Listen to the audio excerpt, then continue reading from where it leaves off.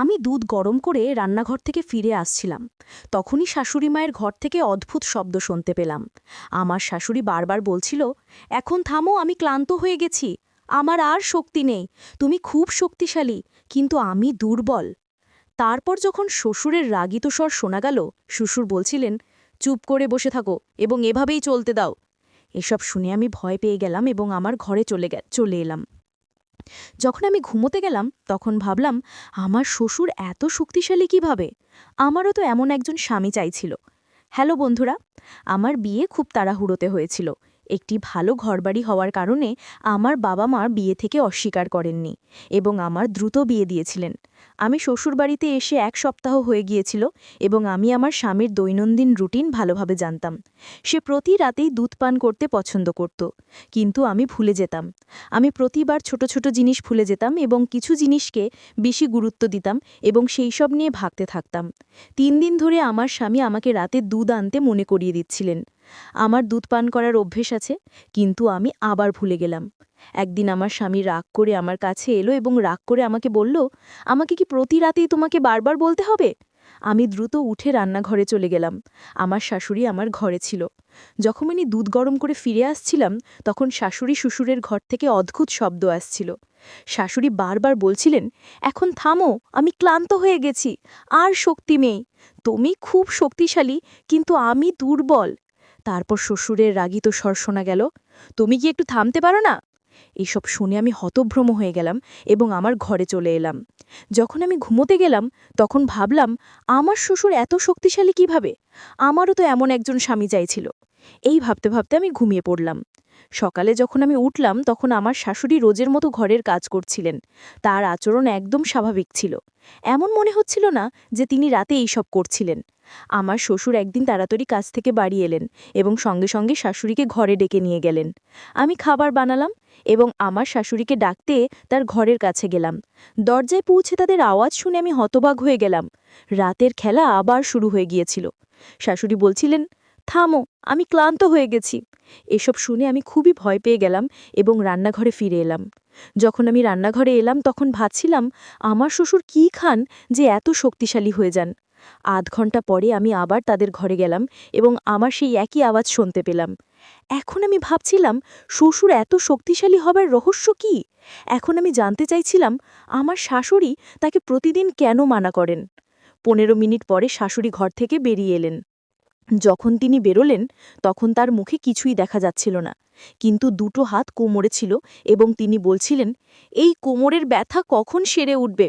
এ শুনে আমি আমার হাসি চেপে রাখতে পারলাম না। এখন আমি জানতে চাইছিলাম, শাশুড়ি তাকে কী দেন? আমার নজর আমার শাশুড়ির উপর ছিল। আমার স্বামী তাদের থেকে খুব আলাদা ছিলেন। তিনি তাড়াতাড়ি ঘুমিয়ে পড়তেন এবং আমি আমার স্বামীর ভালোবাসার আকাঙ্ক্ষার রাত জাগতন। তখনই আমার নজর শাশুড়ির ঘরের উপর যেত। তাকে দেখে আমি অবাক হতাম যে তিনি এই বয়সেও কিভাবে মজা করতে পারেন। স্বামী তো ঘুমিয়েছিলেন, কিন্তু আমি ভাবছিলাম, আমার স্বামীও যদি আমার শ্বশুরের মতো হতেন। তাদের দরজার কাছে শাশুড়ির আওয়াজ শোনা যাচ্ছিল, এখন থামো, আমাকে ছেড়ে দাও। এ শুনে আমি খুব অস্থিবোধ করলাম। তারপর আমি ভাবলাম, আমাকে তাদের ঘরে গিয়ে দেখতে হবে যে তারা আসলে কি করেন এবং শাশুড়ি শ্বশুরকে কি খাওয়ান। আমি এটি জানার চেষ্টা করলাম, কিন্তু কিছুই জানতে পারলাম না। তারপর আমি ভাবলাম, সেই জিনিসটি ঘরে লুকানো থাকবে, তাই আমি দেখতে চেয়েছিলাম তারা এখন কি করেন। তারপর আমি উঠে শাশুড়ি শ্বশুরের ঘরে চলে গেলাম।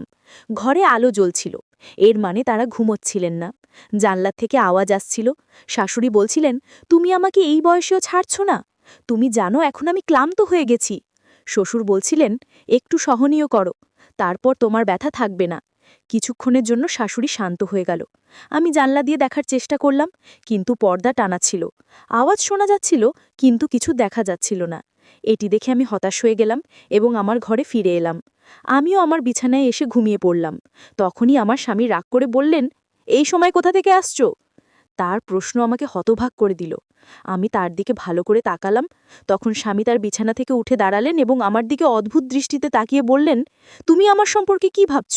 আমি ঘুমোচ্ছি তাই তুমি কিছুই করবে এবং আমার কিছুই জানা থাকবে না? স্বামী তারা আমাকে বিরক্ত করেছিল। তারা বলল, সত্যি সত্যি বলো, তুমি কোথায় গিয়েছিলে? আমি তৎক্ষণাৎ বললাম, আমার ভালো লাগছিল না, মাথা ব্যথা হচ্ছিল, তাই আমি বাইরে উঠোনে চলে গিয়েছিলাম। এখন তুমিই বলো, এতে কি ভুল আছে? আমি একটু জোরে বললাম। সে এক মুহূর্তের জন্য চুপ থাকলো এবং বলল, বাইরে উঠোনে যাওয়ার কী দরকার ছিল? পরের বার যখন তোমার মাথা ব্যথা করবে আমাকে জাগিয়ে দিও, তোমার একা বাইরে যাওয়ার দরকার নেই। এটা বলেই তারা আবার ঘুমিয়ে পড়ল। জানি না আমার মনে কি চলছিল। আমি তাদের ভালোবাসার জন্য তৃষ্ণার ছিলাম, কিন্তু নিজে থেকে তাদের কাছে যাওয়ার সাহস পাচ্ছিলাম না। সেই রাতে কখন ঘুম এসেছিল আমি নিজেই টের পাইনি। এখন আমি শাশুড়ির ঘর থেকে দিন-রাত একই আওয়াজ শুনতে পাচ্ছিলাম এবং ভাবছিলাম এটা কি করছে। পরের দিন আমার স্বামী বলল, আমি 3 দিনের জন্য বাইরে যাচ্ছি। যখন সে আমাকে এটা জানালো, আমার মাথায় একটি চমৎকার ধারণা এলো। আমি ভাবলাম, দেখি আজ তাদের ঘরে কি হচ্ছে। আমার শাশুড়ি সন্ধ্যের খাবার খাবার পর বাইরে হাঁটতে যাচ্ছিলেন এবং তারা দুজনেই পরস্পরের সাথে কথা বলছিলেন। আমি তাদের দেখে অবাক হয়ে যেতাম যে এই বয়সেও তারা একে অপরের সাথে সময় কাটায়। তাদের এবং আমার জীবন খুব আলাদা ছিল। তারা এই বয়সেও পূর্ণ জীবনযাপন করছিলেন, আর আমরা আলাদা ছিলাম। সেদিন আমি দ্রুত আমার সব কাজ শেষ করলাম এবং আমার শাশুড়ি শ্বশুরের ঘরে চলে গেলাম। আজ আমি শাশুড়ির ঘরে লুকিয়ে সত্যি জানার চেষ্টা করছিলাম। আমার শ্বশুর আমার স্ত্রীকে খুব ভালোবাসেন এবং তাকে খুব খুশি রাখেন। আমার স্বামী আমাকে ততটা খুশি রাখতে পারেন না। তাই আমি জানতে চেয়েছিলাম, আমার শ্বশুর এমন কী খান যা তাদের এত শক্তিশালী করে তোলে। এটা আমি আমার স্বামীকে দিতে চেয়েছিলাম। এটা দেখার জন্য আমি সেই রাতে তাদের ঘরে লুকিয়েছিলাম। সেই রাতে আমি যা দেখলাম তাতে আমি হতভ্রম হয়ে গেলাম। আমি তাদের কোনো শর্ত ছাড়াই দেখছিলাম। কিছুক্ষণ পর আমি উঠে দাঁড়ালাম এবং তাদের কাছে গেলাম। তারা আমাকে অবাক হয়ে দেখছিল। তাদের বিশ্বাসই হচ্ছিল না যে আমি তাদের ঘরে আছি।